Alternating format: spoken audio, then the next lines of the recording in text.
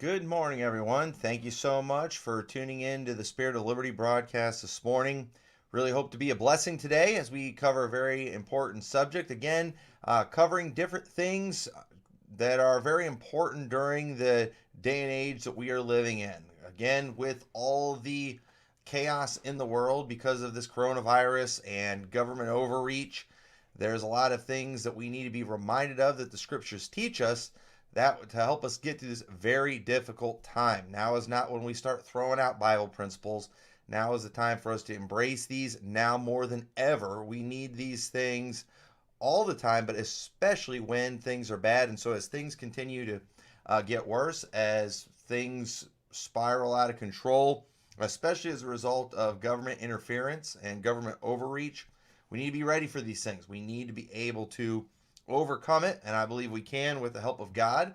And so I just want to be a blessing this morning and talk about the danger of government dependence. The danger of government dependence. We have way too many people today who are way too dependent on the government.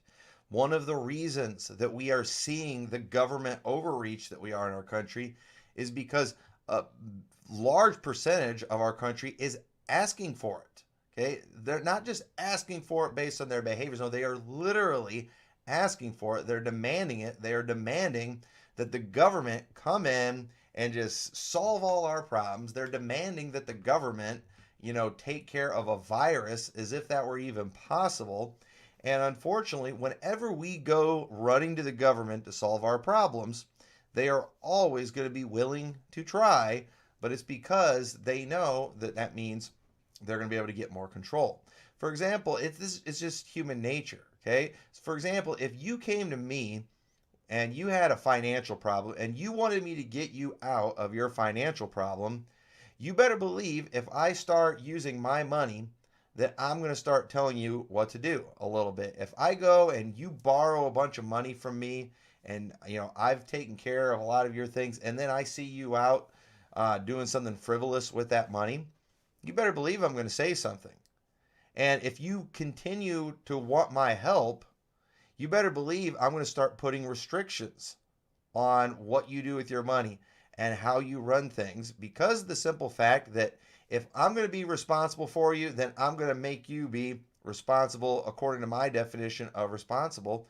So that's what's happening in our government right now is people are going through hard times and they're running to the government for help. Well, I wish, and a part of me is like, if you want to go and ruin your life and be dependent on the government, that's fine. But unfortunately, they always take us all down with them.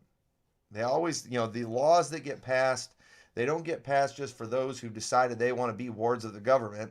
They get passed on everyone. We all suffer because you don't want to do the hard thing yourself, because you don't want to be responsible, because you don't want to make sacrifices for yourself. You want to make, because of that, all of us end up suffering, and it's a bad thing. And part of the reason for this dependence on the government and people just begging for government control, it's because they don't understand what government actually is and why it is there. And right now, we're seeing kind of a debate going on over Romans 13. Everybody's going to go to Romans 13 and to try to prove that we ought to do everything that the government's telling us to do right now. And folks, there's no doubt our government is way out of line. It is completely stepped out of bounds, and it is putting restrictions on churches. It has no business putting on churches. I mean, there are pastors today literally going to the governments trying to get permission to have service, trying to get permission that if they are allowed to have service, to get permission to allow congregational singing in the church. I mean, they're getting permission for every little thing, and they're anxious to see what the government rolls out, and they're going to do everything they can to follow it. Well, why are we even asking the government for these things? When did they get control over the church and what the church does and how it operates? I don't know when that happened. I know I never signed in on that, but people are doing that, and it's wrong. And let's go ahead and go to Romans 13, because I'd like to weigh in on this passage because it's one that's being misused. But it says, "Let every soul be subject unto the higher powers. For there is no power but of God. The powers that be are ordained of God, Whosoever therefore resisteth the power, resisteth the ordinance of God, and they that resist shall receive to themselves damnation. So now, what people will do is they'll take this passage and say, so now if the government passes an ordinance saying you can't have more than 10 people in a church service, and you have to social distance and wear face masks, and you can't sing, and all these things, that we are required as Christians to obey that ordinance because it is now the ordinance of God. Here's the problem with that. When you say that, the people who are saying that, they have redefined government. They have redefined the higher powers. And because of the fact that the government that we have today has morphed into something that God never intended for it to morph into. God never intended that the government take care of all of our healthcare needs. God never intended that the government, fight off viruses and control churches and, to fund abortions and to, fund food programs and food stamps and things like that. God never ordained that. God never ordained that. And everybody likes to talk about, how God ordained human government, and he did. God ordained human government after the flood, and when God ordained human government, here's what he said: whoso sheddeth man's blood, by man shall his blood be shed. You know what God ordained in Genesis? That governments, that mankind punish evildoers. That's what he ordained. The punishment of evildoers. God did not ordain in Genesis that governments figure out how to feed everybody, that government figure out how much income people should make and how much of their income they should be allowed to keep. God never ordained that. That is not the ordinance of God.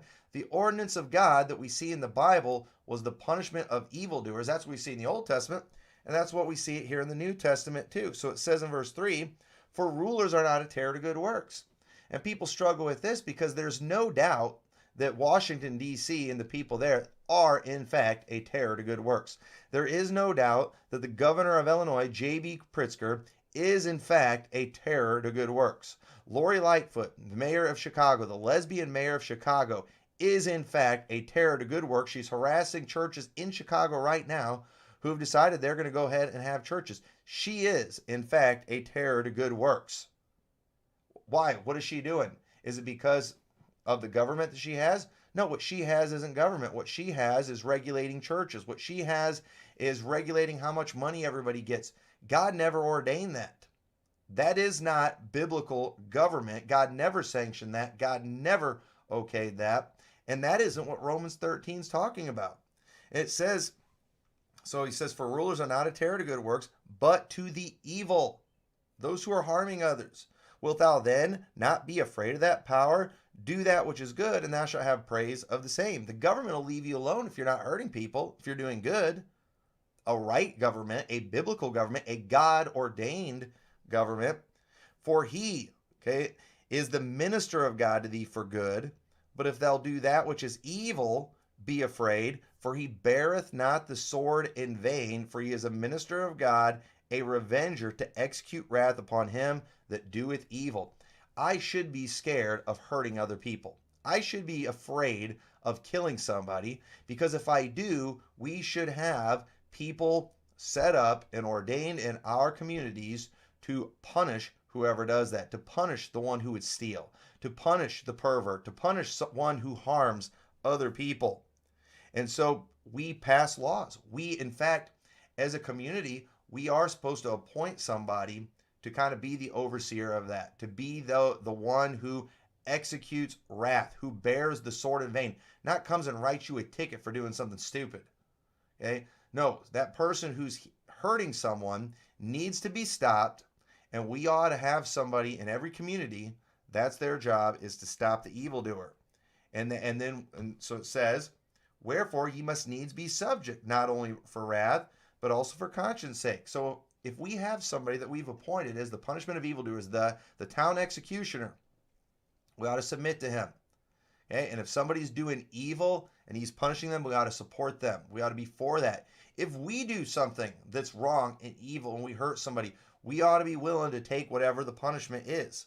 And it says in verse 6, for this cause pay ye tribute. That's taxes.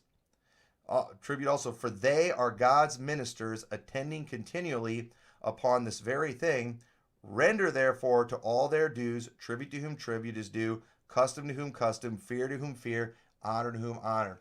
We should pay taxes so we can support those that society has assigned to punish evildoers.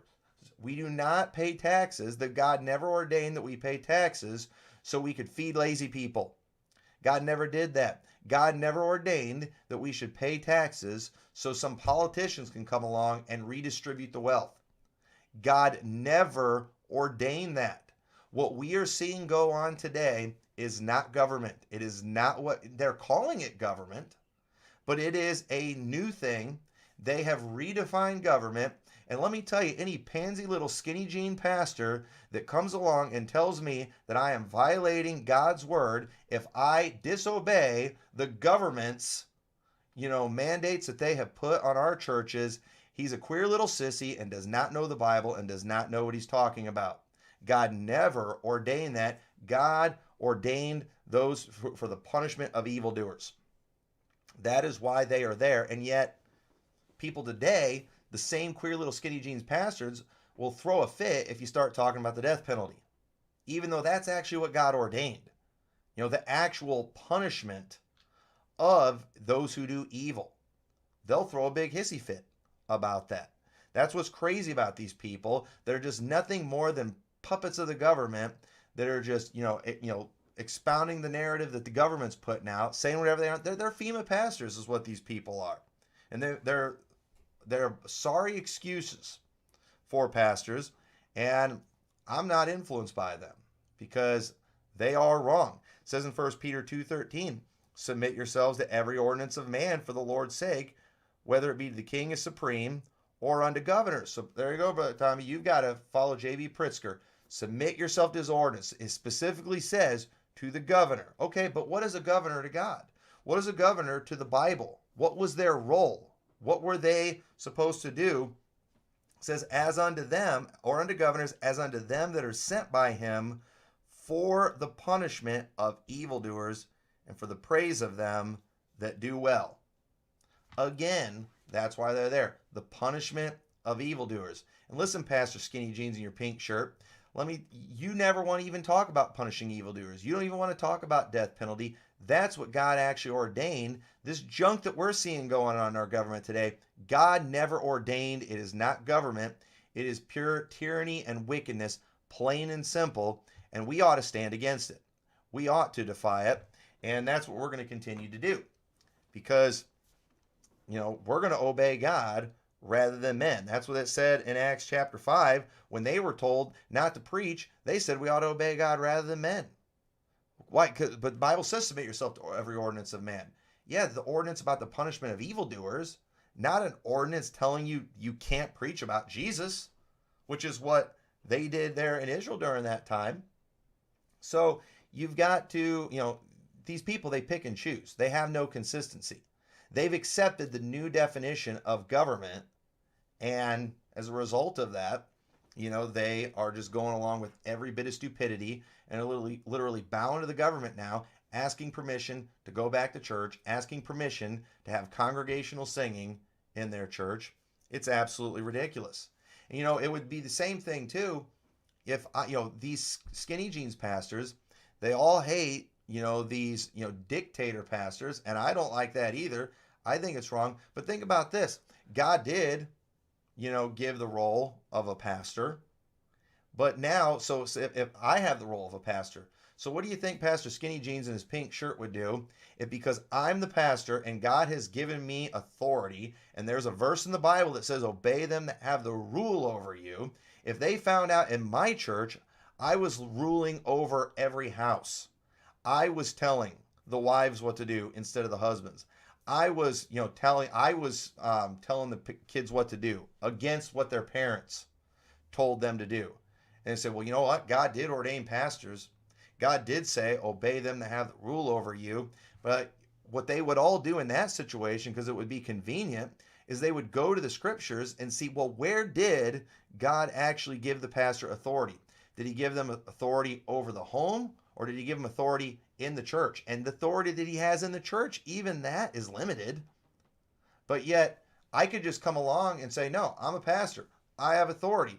I'm going to tell everybody what to do and all the families in my church. In fact, I'm going to even go into other churches and tell them what to do because I'm a pastor. I have authority.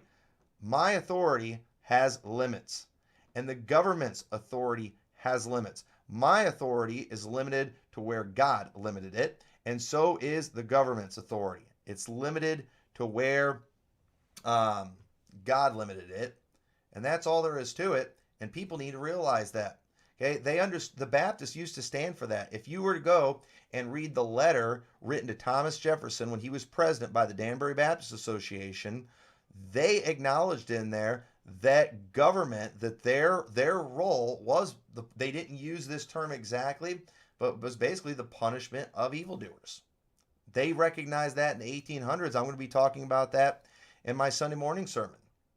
And I encourage you to listen to that. I'm going to show you the mindset that they had at the founding of our nation, the mindset that Baptists have always had. One of the grievances that the Danbury Baptist Association had was the fact that their rights were being treated as privileges and favors from the government rather than inalienable rights. They had a problem with that. They didn't like it that the government thought that, you know what, we are allowing you to do this. We give you permission. And the Baptist churches back then, they're like, we don't need your permission for anything. And thankfully, Thomas Jefferson recognized that. And in his response letter, that's where he used that phrase, separation of church and state. He recognized the fact that government, they have no right to make any laws establishing the religion or the free exercise thereof. They had no right to do that because they understood back then government's limited. But you know what? Pastor Skinny Jeans in his pink shirt, he's just fine with giving government all power. He's fine with that, and I think it's pretty sad, and I think it's pathetic. And so it's important that we understand what government's supposed to be and that we don't get ourselves independent on it. We need to maintain our independence as individuals, and that is going to require strength. That's going to require character. That's going to require you doing some difficult things. And as things get difficult, we're seeing people just loving the idea of these stimulus packages. People loved getting the Trump bucks a month or so ago. And now they're talking about another $3 trillion stimulus bill. The Democrats are mainly putting this one together, talking about doing $2,000 payments and $1,000 payments a month for the next year after this crisis ends. And folks, they're going to drag this crisis out forever. And the government giving us all money like that, it's socialism. That's all there is to it. Some people have this attitude, well, it's okay if the government gives back some of the money they steal from us. Here's the problem. They're not giving it to us through tax cuts. They're giving it to us by basically they're printing more money and they're still going to steal it from other people. Do you think for 1 second that any of this $3 trillion is them just giving back money that we've already paid in? None of it is. Okay? None of it is. It's all debt-based, and they're going to steal from others. They're going to steal from future generations. And so it's like, yeah, the government steals from us, and so it's good for them to give the money back. Well, it'd be great if they were actually giving the money back, but all you're doing, bozo, is supporting them to go steal more money. That's wrong. That is wicked. That is not what they're there for. We don't need them. We should not need them to get us out of this mess. And unfortunately, people are like, well, they have to because they're the ones that created the mess. But folks, government, they're not this government. And I hate even calling it government because, again, it's not government. Okay, them dealing with a virus and redistributing wealth is not government. Punishing evildoers is government. And they're not going to make it better. They're going to make it worse. It's always worse when authorities other than those that God ordained get involved in things. And when it comes to taking care of your family, God never ordained that the government take care of it. He ordained that the head of the household, the man of the house, take care of these things. And that means we're going to have some challenges. And you better figure out now more than ever how to become independent. And we're quickly just going to go over a few verses on this. But Genesis chapter 1, when God created man, I understand in Genesis 1 it's still paradise here, but I do believe this command still applies. I just believe it's a bigger challenge because of the curse that is on this earth right now. But it says, so God created man in his own image. In the image of God created he him. Male and female created he them.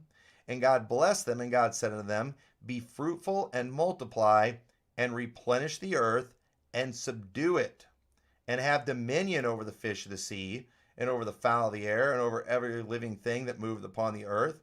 And God said, behold, I have given you every herb-bearing seed which is upon the face of all the earth, and every tree in the which is the fruit of a tree yielding seed, to you it shall be for meat, and to every beast of the earth, and to every fowl of the air, and to everything that creepeth upon the earth, wherein is life, I have given every green herb for meat, and it was so.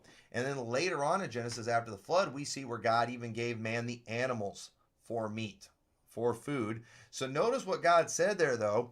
God told them to subdue the earth. God told them to have dominion over the fish and over the fowls and over all the animals. God wants us as men to subdue this earth. In other words, he wants us to get it under control. Okay? And because there's challenges out there, especially now that it's been cursed. There's weeds that we've got to pull. There's the elements that we've got to work against. We've got to work in the heat sometimes. You got to work in the cold. You got to go through tough times. You got to be ready to keep your family warm and to keep them fed.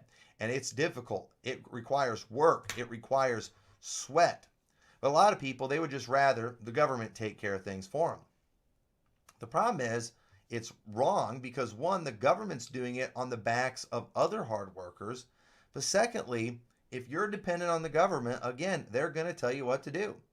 And eventually, they're going to cut off the supply to get you to, well, there's, I'll do some of the things the government wants, but not everything. But you will do everything if you get hungry enough. And there's going to come a day when nobody's going to be able to buy or sell unless they've got a mark. And we all know how it's going to end up for those who take that mark. It's not going to end up good. Those people are going to end up going to hell. So you better just understand right now, you better learn how to be dependent. You better learn how to subdue the earth. Now would be a good time to learn how to plant some seeds and how to grow a garden. Some of you all be a good time for you to learn how to get off your couch and to get outside and actually do something. It would be a good time for you to go out and buy some guns because we need to have dominion over the animals. You ought to know how to hunt. You ought to know how to to gut a deer and how to butcher it and how to cook the meat. You ought to know how to do these things. You ought to know how to live off the land because the day may come, and it might not be that far away, where we have to do some of that. Where you're not going to be able to go to a grocery store and buy your meat all processed and ready to go, all packaged up neatly. No, you're going to have to go out and find the animal and kill it and do it yourself. That may happen. Now, just imagine, these queer little skinny jean guys out there trying to do that. These same, and the one thing too, you can just pretty much count on, show me just an effeminate queer dude, pretty much any homo, and they're always against guns. Isn't that interesting? You know why? Because they're against just doing things that are manly. They're against doing things that are hard and require, physical effort, and they're all anti-gun. And thank God, we still are allowed to have guns in our nation, and we always will be allowed to until a hostile takeover, because we do have the Second Amendment. And I'm thankful for that. I think you ought to exercise that right. I think men, you ought to go out, you ought to buy guns, you ought to learn how to shoot them. You need to learn how to be a good shot, because the day may come where you're going to have to fight back against some tyranny, or you just, like I said, again, you might need to go out and hunt something down and shoot it and kill it. And so, learn how to do these things, bow and arrow, whatever it takes. Learn how to fish, learn how to do these things. You're going to need these things. God wants us to subdue the earth. Now, thankfully, people have subdued the earth. Thankfully, we've had those pioneers that blaze these trails that brought us to these places, and that there's been people that have built roads and built bridges and that have built all these things. But, we have less and less people today who are doing the building, that are doing the work, that are doing the subduing, and just more pathetic, lazy, just government dependent types that just can't even change their own diapers. That's how pathetic they are. And we need to be people that are able to subdue things and to have dominion. And we're not seeing that. That we're losing that in our culture. And I encourage those of you, Christian men that are out there. I understand that our society today, it does not require you to be that tough physically. It doesn't require you to have that much knowledge of nature. You can survive just fine in our country right now without the ability to hunt. Our country right now, depending on where you live, is pretty safe for the most part where you don't need guns. But that all could be changing very quickly, very soon. It's time you start toughening up a little bit. It's time you learn how to do some hard things, because these things may become necessary for survival in the near future. It says in Deuteronomy 31:6, be strong and of a good courage. Fear not, nor be afraid of them, for the Lord thy God, he it is that doth go with thee. He will not fail thee, nor forsake thee. And Moses called unto Joshua and said unto him in the sight of all Israel, be strong and of a good courage, for thou must go with this people into the land which the Lord hath sworn unto their fathers to give them, and thou shalt cause them to inherit it. And the Lord, he it is that doth go before thee. He will be with thee. He will not fail thee, neither forsake thee. Fear not, neither be dismayed. So notice a couple things here. Even though God was going to go with them, God wanted them to be strong. Even though we see God fight battle after battle for Israel, God wanted to fight for strong men. He didn't want to fight for a bunch of weak little sissies. And so Moses kept telling him, be strong and of good courage. He did not want to go fight in battles for a bunch of queer little dudes in skinny jeans shaking in their boots at the side of the enemy. God wanted men who were strong, men who had courage, but yet who trusted in God. And I believe that's the attitude we ought to have. There's a lot of uncertainty out there. There's a lot of things that could potentially come that are really bad. And we're going to need God for sure. We always need God. But either way, I believe God wants us to be able to go into whatever challenges that come with strength and with courage. I believe God wants us to have an attitude of, you know what? I can live off the land. I can be strong. I can fight back. I can have dominion over the land and over the animals. I can do all these things, but at the same time, we want God with us too. We're trusting in God at the same time. And a lot of people have this attitude of, faith and trusting in God just means I don't even try to do anything. I'm just weak. I don't care. That's not what God wants. That's not what God intended. God wanted them, even going into that land, and when God was going to be fighting the battles, he wanted them to be strong and of good courage. And you're going to need that in the coming days. So far, the government has done a ton of irreversible damage, and we're only just starting to see people step up and say enough's enough. And this is going to go on until we as a people say enough is enough. And I think that's going to come, but I just don't know how much more damage is going to be done before that happens, because our culture is a lot more spineless than I thought they were. But hopefully it'll happen soon. But either way, the damage has already been done. There will be difficult days ahead. And these Bible principles they're more important than ever right now. We need people who are strong, of good courage, people who are independent. Okay? We don't need, the government to be our sugar daddy and our nanny that takes care of all our things. You need to learn how to be self-sufficient and independent, because at the end of the day, while the government might tease us with some, Trump bucks, at the end of the day, they will not be able to take care of this entire country. They will end up asking for things in return that we will not be willing to give them. So you better start working on these things right now. So I hope this was a help and a blessing to you. Be strong and of good courage. God bless you. We will see you all next week.